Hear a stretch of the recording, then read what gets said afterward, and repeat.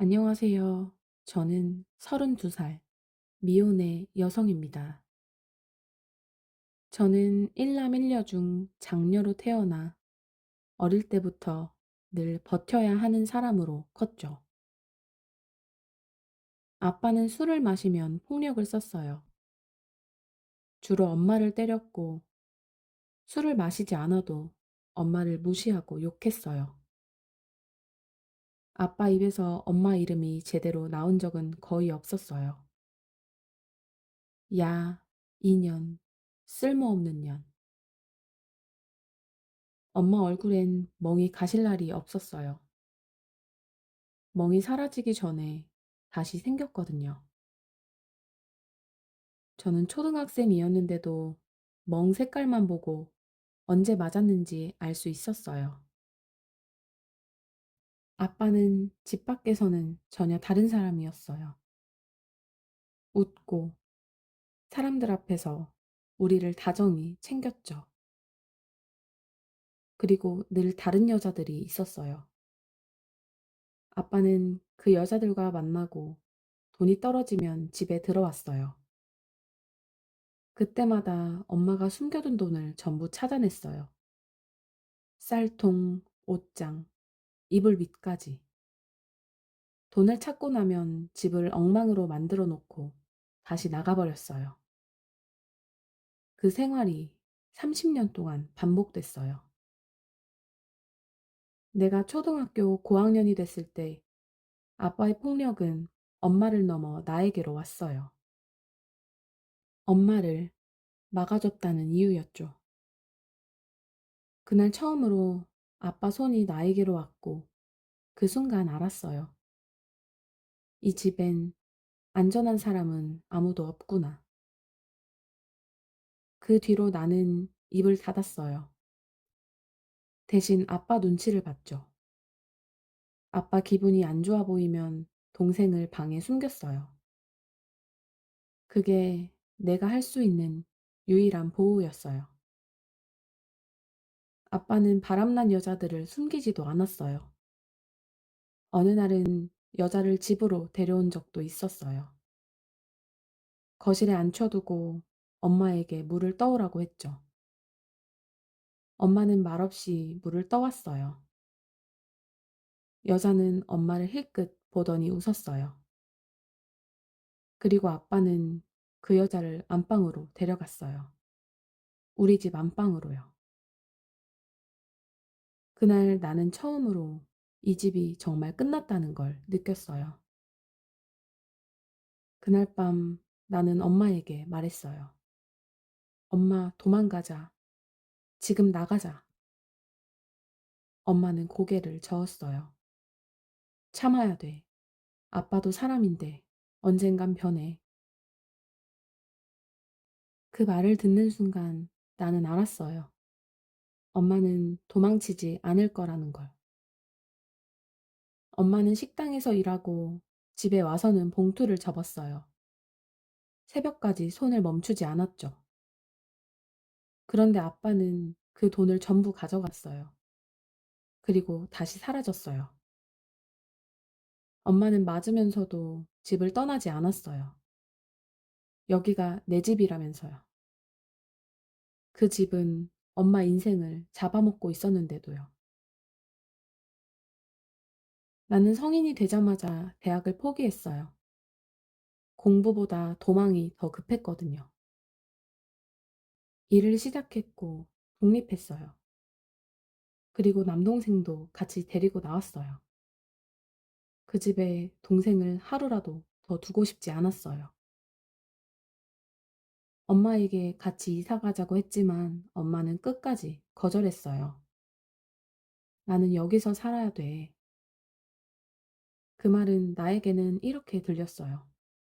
너보다 이 집이 중요하다. 시간이 흘러 남동생은 대학에 갔고 나는 회사에서 자리를 잡았어요. 처음으로 안정이라는 걸 느끼기 시작했죠. 결혼 생각은 없었어요.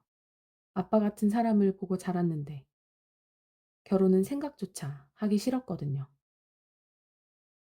그런데 그날이 왔어요. 오랜만에 본가에 갔는데 안방에 아빠가 누워 있었어요. 너무 놀라서 몸이 굳어버렸어요. 엄마가 말했죠. 아빠가 아파. 많이 반성했어. 그 말을 듣는 순간 머리가 새하얘졌어요. 왜, 왜 늙고 아프니까 다시 돌아온 거야. 젊었을 땐 그렇게 때리고 사람 취급도 안 해놓고. 그런데 그보다 더 이해되지 않았던 건 그 사람을 다시 받아준 엄마였어요. 아빠는 아프다는 이유로 갑자기 불쌍한 사람이 됐어요. 안방에 누워서 숨을 헐떡이고 엄마는 그 옆에서 죽을 떠먹였죠. 그 모습이 너무 낯설었어요. 아빠가 누군가의 보살핌을 받는다는 게. 엄마는 말했어요. 의사가 그러는데 스트레스 받으면 안 된대. 이제는 자극 주면 안 돼. 그 말은 곧 이 뜻이었어요. 아빠 앞에서는 과거 얘기 금지, 불편한 감정 금지. 아빠는 그걸 아주 빨리 알아챘어요. 아빠는 조금씩 말을 하기 시작했어요. 그땐 내가 철이 없었다. 술이 문제였다. 너희 엄마도 나를 이해 못했다. 모든 말 끝엔 책임이 없었어요. 맞은 건 있었지만 때린 사람은 없고, 버려진 시간은 있었지만 버린 사람은 없는 말들이었죠. 엄마는 그 말을 들으며 고개를 끄덕였어요. 그래, 당신도 힘들었겠지. 그 순간 나는 확실히 알았어요. 이 집에서는 진실보다 평화가 중요하구나. 아니, 평화가 아니라 침묵. 얼마 지나지 않아 엄마는 나에게 부탁을 하기 시작했어요. 병원비가 조금 부족해. 네가 형편이 제일 낫잖아. 아빠가 너 얘기 많이 해. 그 말들이 한 번에 오지 않았어요. 조금씩 아주 천천히. 거절하면 엄마는 울었고 아무 말 안 하면 그게 동의가 됐어요. 나는 그 방식이 너무 익숙했어요. 어릴 때도 항상 그랬거든요. 어느 날 아빠가 나에게 말했어요. 너는 그래도 착하다. 다른 자식 같았으면 나 몰라라 했을 텐데. 그 말을 듣는 순간 속이 뒤집혔어요. 내가 여기에 있는 이유는 착해서가 아니었어요. 도망치지 못했을 뿐이고 아직 끊어내지 못했을 뿐이었죠. 그런데 아빠는 그걸 미덕으로 만들었어요. 아빠는 점점 요구가 많아졌어요. 죽이 싱겁다. 약 시간이 틀렸다. 밤에 불을 꺼달라. 새벽에 물을 떠오라. 엄마는 다 해줬어요. 그리고 엄마가 바쁘면 나를 불렀죠. 아빠가 너 오면 훨씬 편해. 네가 와야 말을 들어. 그 말은 나를 간병인으로 끌어들이는 말이었어요. 어느 날 엄마가 조심스럽게 말했어요. 아빠가 혼자 있는 게 이제 적적하대. 네가 잠깐만 같이 살면 안 될까? 나는 그 말을 듣고 숨이 막혔어요. 평생 벗어나려고 생각했던 집으로 다시 들어가라는 말이었거든요. 그건 안 돼. 처음으로 분명하게 말했어요. 그러자 엄마는 내가 처음 보는 얼굴로 말했어요. 너 왜 그렇게 냉정해졌니? 아빠가 곧 죽을 수도 있는데. 그 말은 부탁이 아니라 압박이었죠. 며칠 뒤 아빠가 직접 말했어요. 너 결혼도 안 했다며. 그럼 집에 와서 나 좀 보면 되잖아? 그 말에 온몸이 굳었어요. 내 인생이 이 사람에게는 대기 중인 여유분이었구나. 나는 참아왔던 말을 그때 처음으로 했어요. 아빠는 아빠였던 적이 없어요. 나에게 남은 건 무서운 기억뿐이에요. 아빠는 잠시 나를 보더니 이렇게 말했어요. 다 지난 일 아니냐. 언제까지 그러고 살래. 그 한마디가 모든 걸 끝냈어요. 나는 엄마를 봤어요. 엄마는 아무 말도 하지 않았죠. 그 침묵이 답이었어요. 엄마는 끝까지 아빠 편이었어요. 그날 집을 나오면서 나는 또 한 번 느꼈어요. 여기는 다시 내가 살 곳이 아니구나. 아빠는 점점 아픈 사람의 얼굴에 익숙해졌어요. 그 얼굴이 사람들을 움직인다는 걸 알아버린 거죠. 엄마는 하루 종일 아빠 곁을 지켰어요. 밥, 약, 병원, 전화. 예전엔 맞느라 지키던 자리였는데, 이제는 스스로 그 자리에 묶여 있었죠. 그리고 그 모든 부담은 조금씩 나에게 넘어왔어요. 아빠가 너 오면 기운이 난대. 네가 와서 말 좀 해줘. 그 말이 반복될수록 나는 알았어요.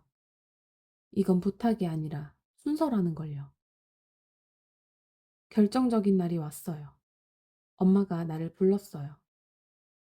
목소리가 이상하게 단호했죠. 아빠가 그러는데 집에서 가족이랑 마지막을 보내고 싶대. 그 다음 말은 내가 예상한 그대로였어요. 너희가 들어와서 같이 살면 안 되겠니? 그 순간 내 안에서 뭔가가 조용히 끊어졌어요.